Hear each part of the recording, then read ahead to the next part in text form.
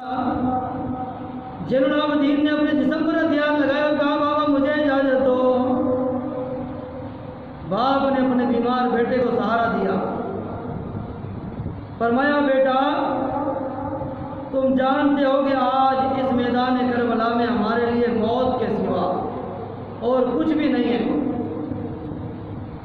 تمہارے سامنے جو کچھ ہوا وہ تم نے دیکھا، اور اگر تم بھی چلے گئے تو پھر میری نسل کا کیا ہوگا؟ اے امام زین العابدین، تمہارے سے ہماری نسل چلے گی اور سادات کا خاتمہ نہیں ہوگا بلکہ سادات چلیں گے۔ اگر تم بھی چلے گئے تو حسین کی نسل منقطع ہو جائے گی، سیدوں کا نام و نشان مٹ جائے گا اور اولاد فاطمہ کا سلسلہ ختم ہو جائے گا۔ اور اگر تم بھی شہید ہو گئے تو پھر ان پردہ دار بیویوں کو مدینے کون پہنچائے گا، اور ان کی حفاظت اور نگہداشت کون کرے گا؟ اے زین العابدین، میری نسل پھر کس طرح چلے گی، اور حسنی حسینی سیدوں کا سلسلہ پھر کس طرح جاری رہے گا؟ اور اب تو دین و اسلام کی تمام ذمہ داریاں تیرے لیے ہیں۔ آج سے میں تیرے کو ساری ذمہ داریاں دیتا ہوں اور احکامات الہی کی رکھوالی اور خلافت اسلامیہ کی پاسبانی دیتا ہوں، تیرے سپرد کرتا ہوں ساری چیزیں۔ امام حسین نے آخری وقت امام زین العابدین سے کہا بیٹا میں ساری چیزیں آج تجھے دے رہا ہوں، اور دعا بھی کرتا ہوں کہ تم زندہ رہو اور خدا تمہیں زندہ رکھے تاکہ تم دنیا کو بتا سکو کہ جب اس خطہ ارض و سما پر، جس دھرتی پر، جب دھرتی اور زمین پر گناہ گاروں کے اندھیرے چھاتے ہیں اور جب اللہ کے بندوں کے سروں پر تلواریں لٹکتی ہیں، اس وقت میرے باپ حسین کی طرح اپنے بچوں کو قربان کر کے ایمان کو بچانا سکھائے گا۔ تیرا یہی طریقہ، یعنی کہ تو لوگوں کو بتائے گا کہ ایمان اہم ہے۔ تیرے بابا اور تیرے بھائیوں نے جو کیا، کربلا کا کارنامہ، یہ تاریخ تجھی سے بیان ہوگی۔ کوئی صبح ایسی نہیں ہے زین العابدین جس کی شام نہ ہو، اور کوئی دن ایسا نہیں ہے بیٹا جس کی رات نہ ہو۔ چمن میں بہار بھی آتی ہے اور خزاں بھی ہوتی ہے، پھول بھی کھلتے ہیں، اور پھر سورج نکلتا بھی ہے اور ڈوبتا بھی ہے، انسان پیدا بھی ہوتا ہے اور مرتا بھی ہے، زندگی کی انتہائی موت ہے، اور ایک بہادر انسان موت کے فرشتے کا استقبال مسکرا کر کرتا ہے۔ بہادر انسان جو ہوتا ہے موت کے فرشتے کا استقبال مسکرا کر کرتا ہے۔ اے زین العابدین، اللہ تجھے ہر مصیبت میں ثابت قدم رکھے اور پیش آنے والی ہر مصیبت کا مقابلہ ہنس ہنس کر کرنا۔ بیٹا عابد، تم بھی ایک بہادر باپ کے بیٹے ہو اور شیر خدا کے پوتے ہو، اور تمہاری رگوں میں بھی علی کا خون ہے اور فاطمہ کا دودھ ہے، اور میرے باپ بھی علی کی شجاعت کو بدنام نہ کرنا، اپنے باپ کے صبر کو دھبا نہ لگانا۔ حق پرستی ہمارا شیوا ہے، حق گوئی ہمارا منشا ہے، اور جاؤ خیمے میں آرام کرو۔ اور پھر آپ نے بی بی شیر بانو سے فرمایا، اے شیر بانو، اے شیر بانو، تمہاری خدمت گزاری کا حق ادا نہیں کر سکتا۔ اللہ اللہ، حسین کربلا کے میدان میں مگر دنیا کو دین بھی بتا رہے ہیں اور ایمان بھی بتا رہے ہیں، گھر کے حقوق بھی بتا رہے ہیں۔ آخری وقت ہے حسین کا، اپنے گھر والوں سے کس طرح باتیں کر رہے ہیں سنو۔ کہا میری بیوی شیر بانو، دیکھ تو نے بہت ہی اچھا ساتھ دیا، تو نے ایران کی شہزادی ہو کر بھی میرے ساتھ فقیری اور فکر و فاقہ میں گزارا ہے، اور ہر مصیبت میں تو میرے ساتھ رہی ہے، اور ایک وفادار بیوی کی طرح تو نے میرا ساتھ دیا ہے، اور پھر میری وجہ سے تم نے اپنی عمر بھر کی کمائی میدان کربلا میں لٹا دی۔ اے شیر بانو، تو نے اللہ کی راہ میں اپنے بچوں کو نثار کیا، بھوک اور پیاس برداشت کی ہے، تاریخ تیری اس کارنامے پر فخر کرے گی۔ میرے نانا کے امتی تیرے نام کو بوسہ دیں گے اور مسلمان عورتیں تیرے اس کام کو سرائیں گی، مگر جس شان سے تو نے اپنے بچوں کو نثار کیا ہے، میرے بعد بھی اسی صبر و شکر کا مظاہرہ کرنا، کہیں ایسا نہ ہو کہ میری لاش پر کل گھوڑے دوڑتے دیکھ کر، میرا جسم ٹکڑے ٹکڑے ہوتے ہوئے دیکھ کر، کہیں صبر کا دامن، کہیں شکر کا دامن تیرے ہاتھ سے نہ چھوٹ جائے اور سب کچھ کیا تیرا برباد نہ ہو جائے۔ میں جانتا ہوں کہ تم اپنی زندگی کی دولت یہاں چھوڑ کر جاؤ گی، اکبر و اصغر کی میتیں یہی ریت میں رہ جائیں گی، اسی ریگستان میں اکبر و اصغر تیرے رہ گئے اور تو خالی کھودی جائے گی، مگر پھر بھی فاطمہ کے نام کو بدنام مت کرنا، میرے ماں کی چادر کی لاج رکھنا۔ اللہ۔ اور پھر آپ نے اپنی بہن زینب کو گلے میں لگایا، اپنی بہن زینب کے گلے میں بائیں ڈال دی اور قریب کیا زینب کو، سینے سے لگایا حسین نے، فرمایا بہن میرا تو امتحان آج ختم ہو رہا ہے، آج 10 تاریخ ہے زینب، میرا تو امتحان آج ختم ہو رہا ہے، تیرا امتحان کل شروع ہوگا۔ اللہ اکبر۔ اے سیدہ زینب، تو نے بڑے ہی امتحان کے وقت میں میرا ساتھ دیا، تو بڑے صبر و شکر کے ساتھ رہی ہے، آج میرا امتحان تو ختم ہو رہا ہے مگر تیرا امتحان کل شروع ہوگا، کہیں بے صبری کر کے فیل نہ ہو جانا۔ او زینب، دنیا میں بھائیوں کی بہنیں تو ہوتی رہیں گی قیامت تک، پر جیسے صبر و رجا کی پیکر بہن تو بن کر کے رہی ہے، تو نے مدینے کی گلیوں سے لے کر کے کوفہ کے تپتے ہوئے ریگستان میں جس ہمت اور استقلال سے اپنے بھائی کا ساتھ دیا ہے، اور پھر نانا پاک کی شریعت کی آن کے خاطر اپنے بچوں کو بھی تو نے قربان کروا دیا ہے۔ اے بہن، میں جانتا ہوں تو نے اپنے اول محمد کو صدقے کر دیا، دنیا کی بہنیں تیرے اس عمل پر، دنیا کی بہنیں تیرے اس عمل پر قیامت تک فخر کریں گی، اور دنیا کی بہنیں تیرے کو سرائیں گی، اور تیرے بچوں کی قربانی پر نانا مصطفیٰ جھوم رہے ہیں، اور قیامت کے دن تجھے انعاموں سے نوازا جائے گا۔ اے بہن، تم نے ہر مصیبت کا مقابلہ ہنس کر کیا، ہر امتحان میں ثابت قدم رہی، میرے بعد بھی کل ہر مشکل کو مسکرا کر سہن کرنا۔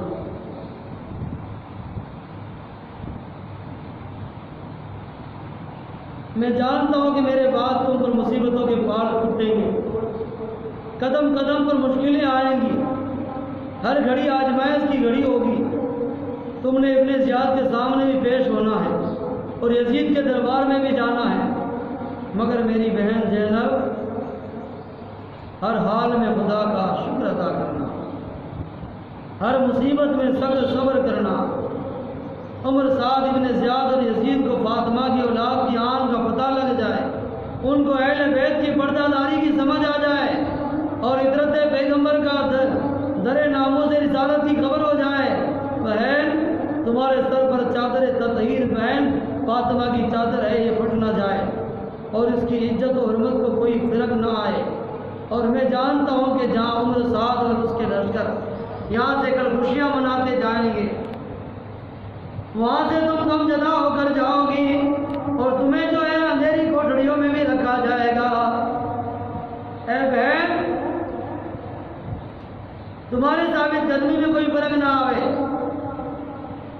اور صبر اور رجا کا دامن تیرے ہاتھ سے نہ جاوے، اور پھر میری بیٹی سکینہ کا خیال رکھنا، لے یہ میری بیٹی سکینہ آج تیرے حوالے کر رہا ہے حسین، اور پھر مسلم شہید کی یتیم بچی کا بھی خیال کرنا، اور ان دونوں بچیوں کو تو شفقت کا ہاتھ رکھنا، اور جب مدینہ پاک میں جائے میری بہن تو درود پڑھتی بھی داخل ہونا، اور نانا مصطفیٰ کے روضے پاک پر جاوے تو میرا سلام عرض کرنا، سبحان اللہ، سب سے پہلے میرا سلام نانا کی بارگاہ میں کرنا، اور میری بیٹی سکرا ملے تو اسے میری طرف سے اٹھانا، پیار کرنا، اللہ نگہبان تمہارا۔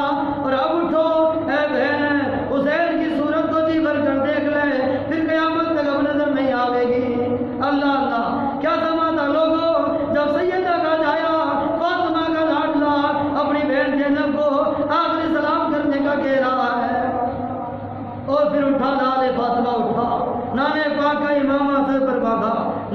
فاطمہ کی چادر کمر پر باندھی اور باپ علی کی تلوار ہاتھ میں پکڑی، گھوڑے پر سوار ہونے لگے تو اس خیال نے